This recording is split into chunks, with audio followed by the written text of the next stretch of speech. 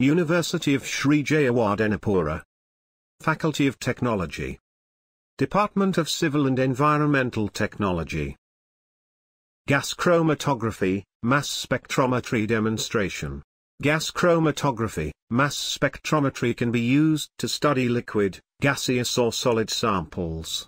Analysis begins with the gas chromatograph, where the sample is effectively vaporized into the gas phase and separated into its various components using a capillary column coated with a stationary, liquid or solid, phase.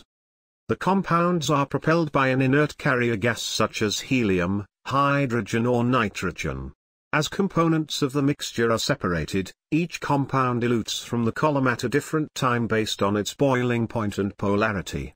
The time of elution is referred to as a compound's retention time. GCE has the capacity to resolve complex mixtures of sample extracts containing hundreds of compounds. Once the components leave the GC column, they are ionized and fragmented by the mass spectrometer using electron or chemical ionization sources. Ionized molecules and fragments are then accelerated through the instrument's mass analyzer, which quite often is a quadrupole or ion trap. It is here that ions are separated based on their different mass-to-charge ratios. Gas chromatography mass spectrometry data acquisition can be performed in either full scan mode, to cover either a wide range of mass-to-charge ratios, or selected ion monitoring mode, to gather data for specific masses of interest. The final steps of the process involve ion detection and analysis, with fragmented ions appearing as a function of their mass-to-charge ratios. Peak areas, meanwhile, are proportional to the quantity of the corresponding compound. When a complex sample is separated by gas chromatography mass spectrometry, it will produce many different peaks in the gas chromatogram, and each peak generates a unique mass spectrum used for compound identification. Using extensive commercially available libraries of mass spectra, unknown compounds and target analytes can be identified and quantified.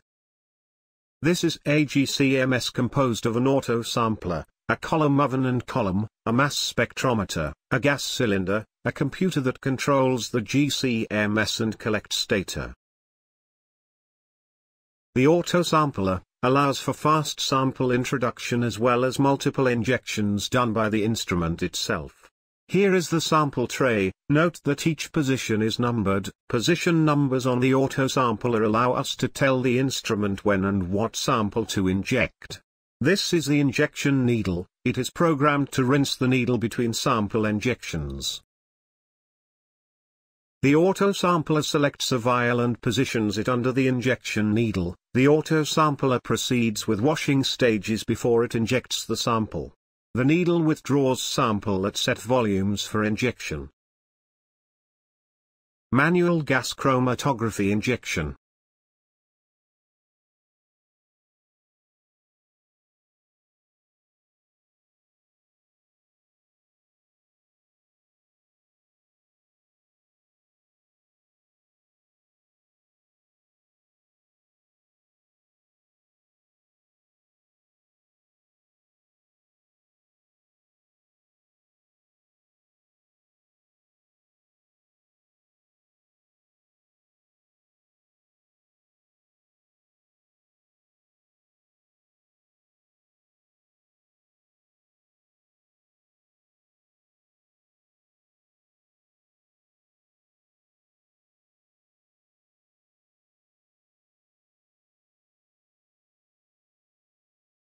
Hold the syringe perpendicular to the instrument and carefully insert the syringe into the inlet. Pause briefly for the needle to heat up quickly, but carefully push the plunger down with the index finger and press the appropriate button that begins the run. Once the run is started, to remove the syringe.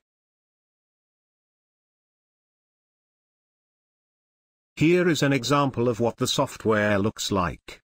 This is what you would obtain from the GCMS. The top is a chromatogram showing relative abundance on the y-axis and time on the x-axis. A peak appears when a molecule elutes at a specific time from the column.